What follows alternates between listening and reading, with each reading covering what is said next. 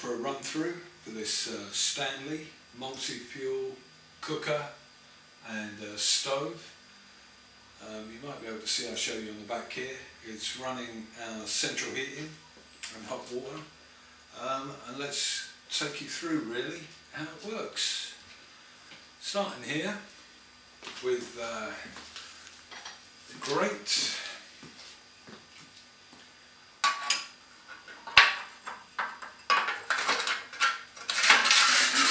There's your grate,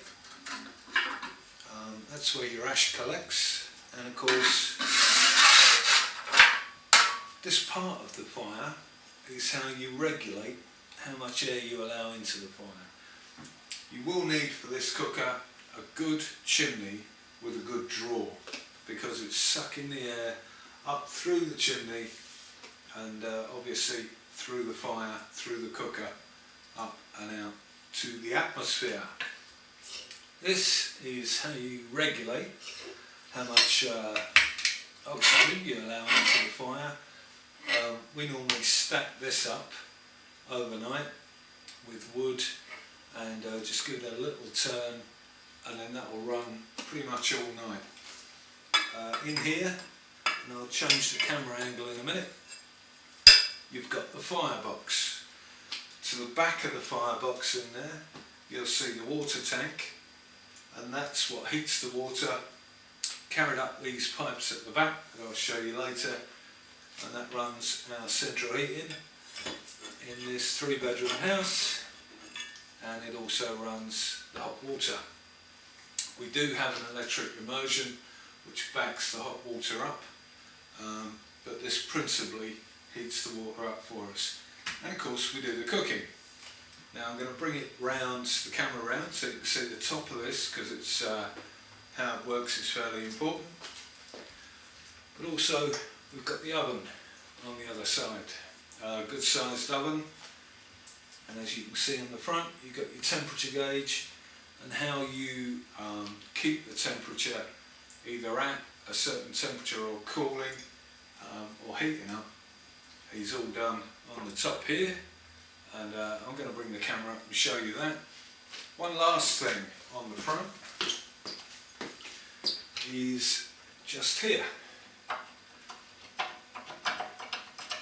There we go. Just take that off there.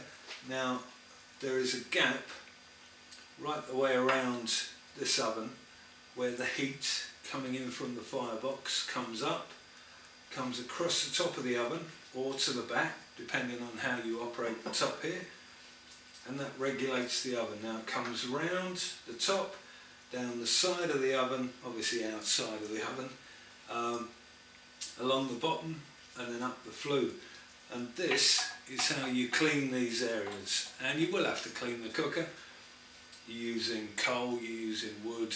They don't get fantastically dirty, but if you want a good airflow you're going to have to clean it, and that's where you get in, and there's a scraper. All the tools come with this, and you get in and you just pull the soot out from there. Everything works rather beautifully. There is very little to work, but now we'll have a look at the top and you can begin to make sense of how the hot air flows. Right, here we are on the top of the cooker, the all-important business part. I mentioned to you before the two pipes coming up. Here they are. They go up and they circulate around the central heating system. These tools all come with it, as does the riddler, which you've got a riddling nut down in the grate at the bottom here, and you just give it a riddle, and all the ash will just drop through, giving more oxygen to your fire. Let's start on here with your main firebox, and this is also the main cooking area. This is where you get the most heat to put your pans on. As you can see in here, I believe this may be water as well, carrying water around. You've got a large firebox, generates a lot of heat. The fire comes up and through this gap here, taking the heated air, if you like, or the fire, through, and let's drop that down. It comes to here. Now this is a really important part of how to maintain a different temperature in your cooker.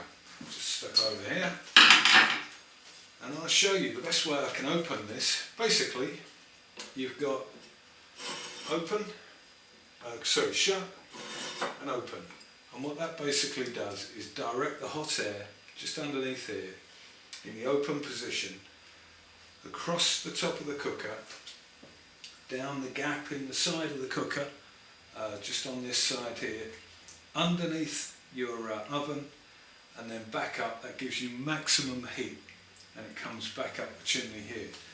Place this in the shut position like that. The heat will come up, it will come to the baffle that I'll show you in a moment. The heat is directed very generally over towards this end where it goes down only the back of the oven before going along, up and then out. Now I can take this out fairly easily, and you can see that the baffle is simply a piece of cast iron, and that really is the beauty of this system, in that there are no moving parts. I think the only real working thing that has to continue working is the temperature gauge, which of course does work. That all slots back on there. Let me just show you. Also under here, when you're starting the fire up and you need added oxygen, open up the bottom, start your fire up, and then you push this to the open position.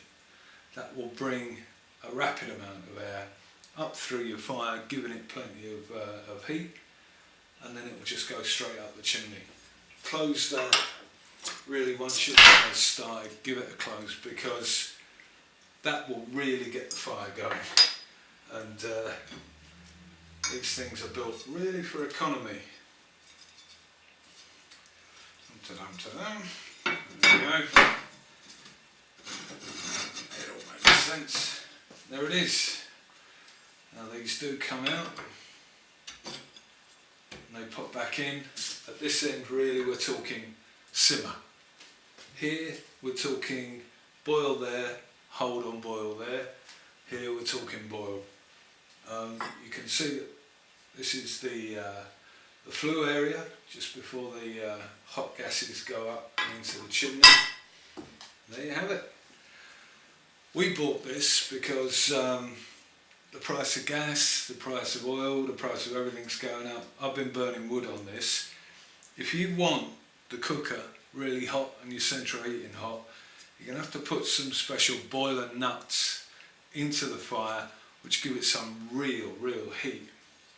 If you want to maintain a good temperature and a warmth, coal, and if you want to maintain a constant heat and temperature, wood, and this will burn everything. Personally, I got myself a chainsaw. I went out to a local tree surgeon, and I can just pick up as much fuel as I need, bring it back and keep this thing going. It costs almost nothing to run. A good bit of elbow work, and you also have to bring plenty of wood in to keep it going during the cold winter. But it really is very economic. You get your cooking, get your baking, you get your hot water, and you get your central heating, and your wood, if you know a good tree surgeon, can cost you next to nothing.